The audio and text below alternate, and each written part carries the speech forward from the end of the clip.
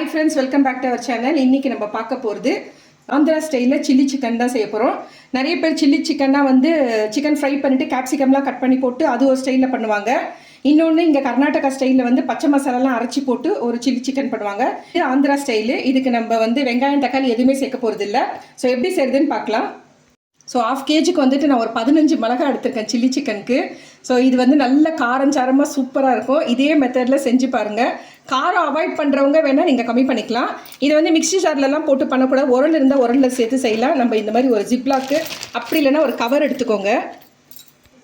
So இதில் போட்டுட்டு ஒன்றும் பாதியமாக அப்படியே இடிச்சுக்கணும். அவ்வளோதான். இந்த மாதிரி இடிச்சுக்கிட்டால் போதும். நைஸாலாம் அரைக்கக்கூடாது. ஜஸ்ட் அது வந்து ஓப்பன் ஆகிட்டு உடையணும், அவ்வளோதான். இப்போ நம்ம மிக்ஸி ஜார்லலாம் போட்டால் நைஸாகிடும். உரல் இருந்தால் உரலில் கூட அரைச்சி எடுத்துக்கோங்க. பாருங்க இந்த மாதிரி, அதாவது நைஸாலாம் இல்லை, ஜஸ்ட் அது பச்சை மிளகாய் வந்து ஓப்பன் ஆகிட்டு அந்த சீடு வெளியில் வருது, அவ்வளோதான். இந்த மாதிரி ஒன்றும் பாதியமாக வந்து பிடிச்சி எடுத்துக்கோங்க. நம்ம குக்கரில் தான் வந்து செய்ய போகிறோம். நீங்கள் வேணால் கடாயில் கூட பண்ணிக்கலாம். இதுக்கு ஒரு 2 ஸ்பூனுக்கு வந்து நெய் சேர்த்துக்கிறேன்.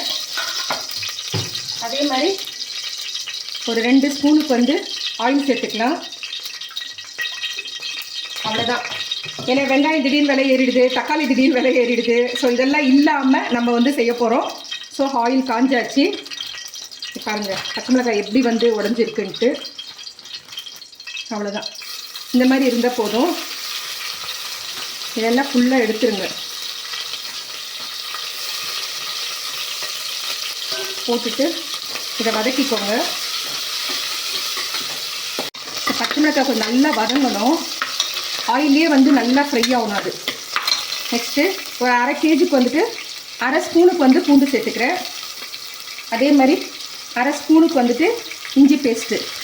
ஸோ 1 ஸ்பூனுக்கு இஞ்சி பூண்டு பேஸ்ட்டு வந்து சேர்த்துக்கோங்க. அதை சேர்த்துட்டு நல்லா வதக்குங்க. வதக்கிட்டு ஒரு 1/2 ஸ்பூனுக்கு மஞ்சள்தூள் சேர்த்துட்டு இது நல்லா வதக்குங்க. அவ்வளோதான். இப்போ சிக்கன் வந்து இதோடு சேர்த்துடலாம். சேர்த்துட்டு இதை நல்லா வந்து இதில் கலந்துக்கோங்க. நல்லா அந்த நெய்யோட வாசனையும் அந்த பச்சை மிளகாயோட காரமும் செம்மையாக இருக்குது. நல்லா சூடாக இருக்கும்போது சாப்பிட்ணும். அப்போ தான் இது வந்து டேஸ்ட்டாக இருக்கும்.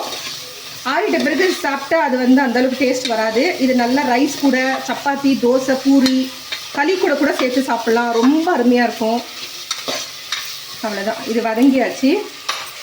ஸோ 1/2 kgக்கு தேவையானது ஒரு 1/2 ஸ்பூனுக்கு உப்பு சேர்த்துட்டு கலந்து விட்டுருங்க.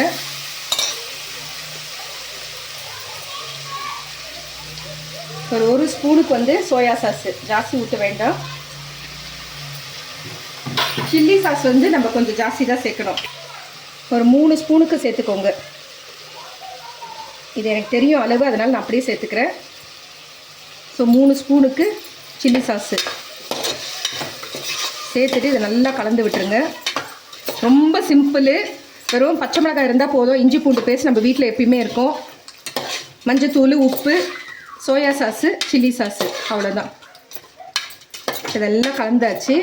இப்போ இதுக்கு தேவையான அளவு தண்ணி ஊற்றிட்டு நல்லா வதங்கிடுச்சு. இப்போ நம்ம இந்த ஜிப்லாக்லேயே வந்து கொஞ்சமாக தண்ணி சேர்த்துட்டு அதில் கொஞ்சம் மசாலாலாம் அரைச்சதெல்லாம் இருக்கும். ஸோ அதை சேர்த்துட்டு கழுவி ஊற்றிடலாம். இன்னும் கொஞ்சம் தண்ணி தேவைப்படுது. ஒரு 3 விசில் விட்டுட்டு ஆஃப் பண்ணிடலாம்.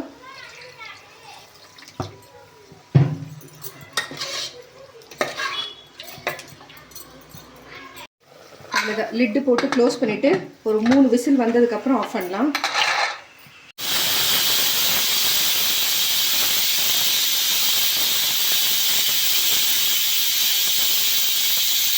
இப்போ விசில் அடங்கியாச்சு. ஒரு 5 மினிட்ஸ் விட்டாச்சு. இப்போ ஓப்பன் பண்ணி வைக்கலாம்.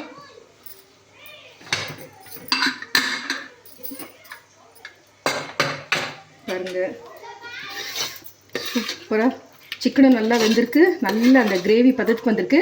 இது வந்து சாதத்தோடலாம் பிசைஞ்செல்லாம் சாப்பிட முடியாது. நான் கொஞ்சம் ஸ்டவ் ஆன் பண்ணிக்கிறேன்.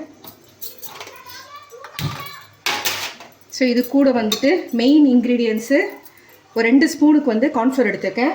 இது கொஞ்சமாக வந்து தண்ணி ஊற்றி கரைச்சிக்கலாம். இதுதான் மெயின். இதில் ஒரு திக்கு பேட்ரு வரும். சாப்பிடும்போது தெரியும் உங்களுக்கு. நீங்கள் எங்கன்னா போனீங்கன்னா chilli chicken, Andhra chilli chicken சொல்லிட்டு ரெஸ்டாரண்ட்டில் ஆர்டர் பண்ணாலே இந்த மாதிரி கொடுப்பாங்க. வீட்லேயே வந்து ரொம்ப சிம்பிளாக நீங்கள் பண்ணலாம். நல்லா கொதிக்க ஆரம்பிச்சிருச்சு இல்லையா? ஸோ இந்த டைமில் வந்து நம்ம ஊற்றணும். ஊற்றிட்டு ரொம்ப நேரம் வந்து நம்ம கொதிக்கெல்லாம் விடக்கூடாது. அப்படியே வந்து களி மாதிரி ஆகிடும். ஸோ அவ்வளோதான். இப்போ கரெக்டாக இருக்கும். ஜஸ்ட்டு ஒரு இது சூடாகணும், அவ்வளோதான்.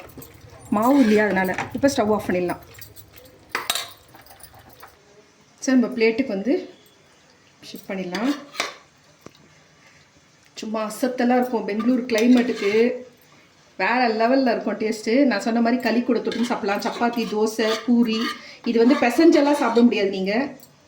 அடா அடா அடா அடா அடாடா.